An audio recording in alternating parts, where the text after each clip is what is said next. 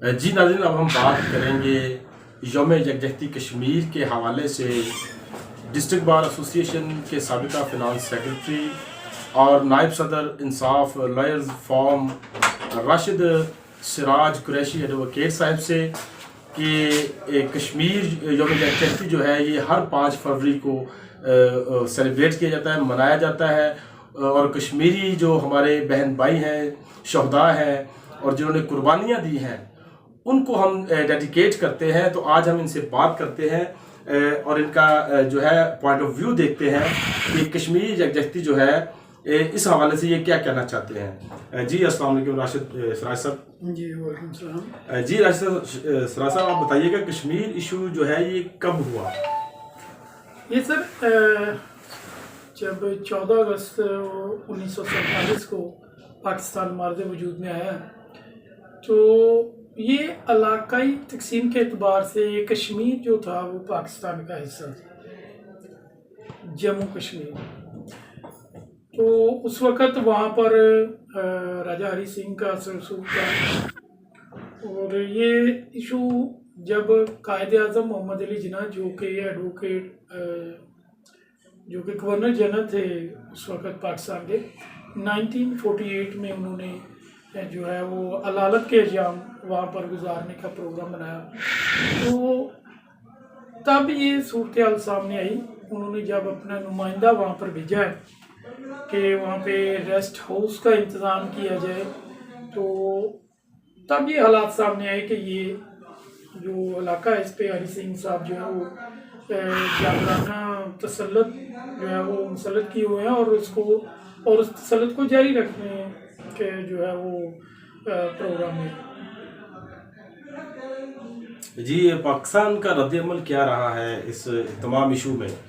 سر پاکستان کا رد عمل اس سلسلے میں ہمیشہ پرامن رہا ہے۔ جب پاکستان کے نوٹس میں یہ بات آئی ہے تو اگر پاکستان وہاں پر جارحانہ کارروائی کرتا یا پاک آرمی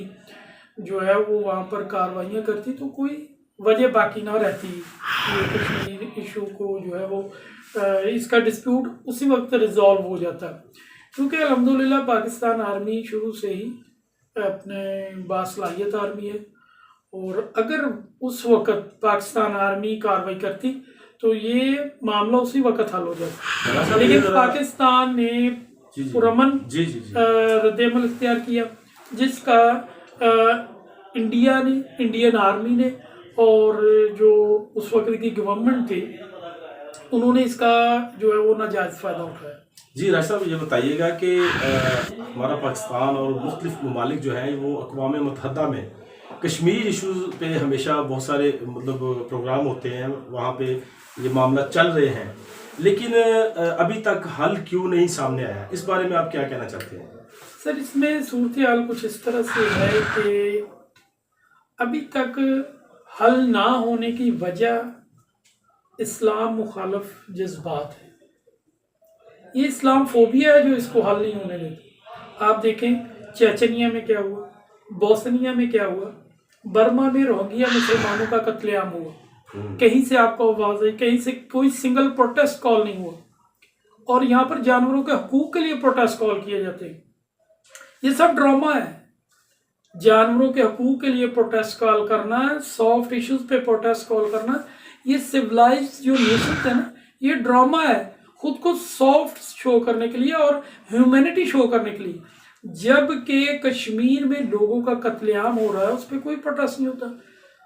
پوری دنیا کو پتہ ہے کہ اس وقت ممالک کتنے ہیں، ہم جو ہے وہ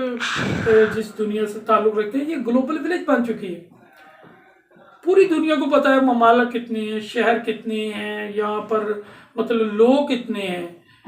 اس وقت دنیا کا چپا چپا جو ہے وہ کسی سے چھپا نہیں ہے، ڈھکا چھپا نہیں ہے، لیکن کشمیر میں ہونے والا قتل عام کسی کو کیوں نظر نہیں آتا؟ کیا کسی کو پتہ ہے کہ کتنے لوگوں کا قتل کیا جا چکا ہے، کتنی عورتوں کی عصمت دری کی جا چکی ہے، کتنے بچے ہیں جو وہاں پہ یتیم ہو چکے ہیں، کتنے نوجوان ہیں جن کو پیلٹ گن اور ممنوعہ اسلحہ کے استعمال سے نابینا کر دیا۔ یہ جو آپ بات کر رہے ہیں اس حوالے سے کچھ امن مخالف عناصر ہیں جن کا کہنا ہے کہ میڈیا جو ہے یہ سب جھوٹ دکھا رہا ہے، جبکہ ایسا وہاں نہیں ہو رہا جتنے ظلم و ستم دکھایا جا رہا ہے۔ یہ ذرا آپ بتائیں کہ اصل حالات کیا ہے وہاں کے، اس بارے میں تھوڑا سا روشنی ڈالیں آپ۔ سر اصل حالات وہاں پر یہ ہیں کہ آپ جانتے ہیں کہ آج وہاں پر کرفیو لگے ہوئے جو ہے وہ مور دین 150 ڈیز ہو چکے ہیں، اور آپ سمجھتے ہیں کہ یہ انسانی حقوق کو پامال کرنے والی بات ہے۔ جب انسان کو بنیادی حقوق سے محروم کر دیا جائے گا تو وہ کیسے سروائیو کرے گا؟ آپ اقوام متحدہ کو یہ چیز نظر نہیں آتی؟ جب بھی کسی مسلم ریاست میں کوئی پرابلم بنے گی، جب کوئی آفت ٹوٹے گی، جب بھی کوئی ظلم ہوگا، تو کہیں سے آپ کو کوئی آواز نہیں آئے گی، نہ کسی تنظیم کی اور نہ ہی اقوام متحدہ کی۔ آپ دیکھیں کہ عراق میں کون سے ایسے معاملات ہیں جو سامنے ہیں؟ عراق کو تباہ کر کے رکھ دیا گیا، افغانستان کو تباہ کر کے رکھ دیا گیا، ٹھیک ہے، اور اسی طرح مصر کے حالات خراب ہیں، شام کے حالات خراب ہیں، جارڈن اور لبنان میں فلسطین کا جب دل کرتا، اسرائیل کا جب دل کرتا ہے وہ دہشت گردی کرتا ہے۔ فلسطین کے حالات دیکھ لیں، یہ تمام تر مسلمان ریاستوں میں جو معاملات خراب کیے جا رہے ہیں، یہ اسلام فوبیا ہے، یہ مسلم مخالف جذبات ہے جو ان کو جو ہے وہ چین نہیں لینے دیتے، اور اسی وجہ سے کشمیر کا ایشو حل نہیں ہو رہا ابھی تک۔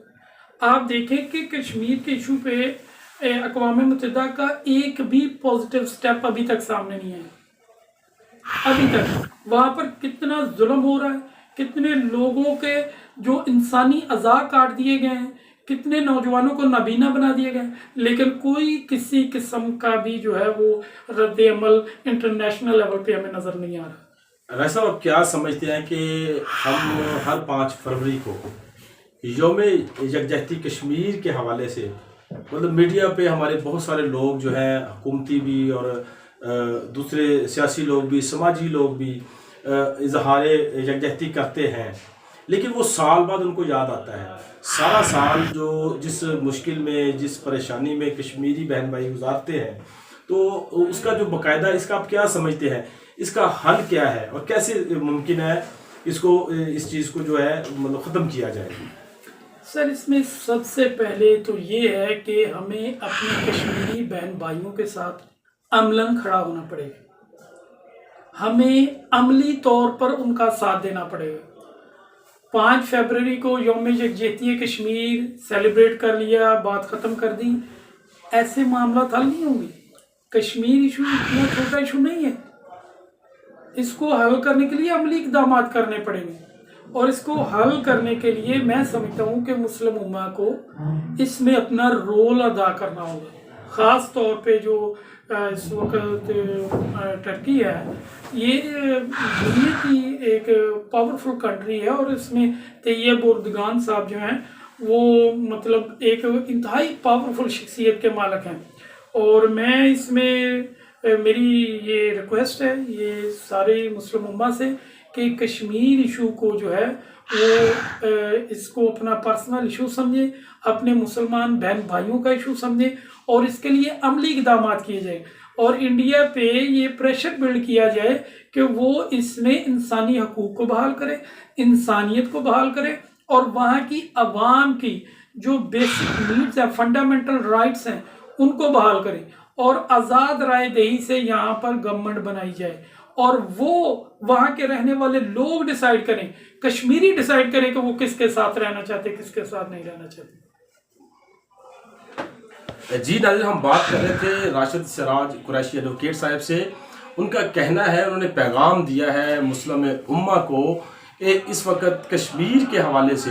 یہ جو ہم سال بعد اخبارات میں اپنے بیانات لگوا دیتے ہیں، اشتہارات بازی کرتے ہیں، اور میڈیا پہ آ کے ہم یکجہتی کا اظہار کرتے ہیں، اس طرح کشمیر کا ایشو نہ پہلے حل ہوا ہے، نہ مزید حل ہونے والا ہے۔ اس کے لیے تمام مسلم امہ کو ایک پلیٹ فارم پر یکجا ہونا پڑے گا، اکٹھا ہونا پڑے گا۔ یہ فرقہ واریت کی لڑائیاں جو ہیں ان کو ختم کر کے اپنے اپنے ذہنوں سے ان کو ریز کر کے صرف اور صرف کشمیری بہن بھائیوں کے لیے ہمیں کام کرنا چاہیے، اور اس میں ہماری نیت، ہمارا عملی طور پہ جو ہے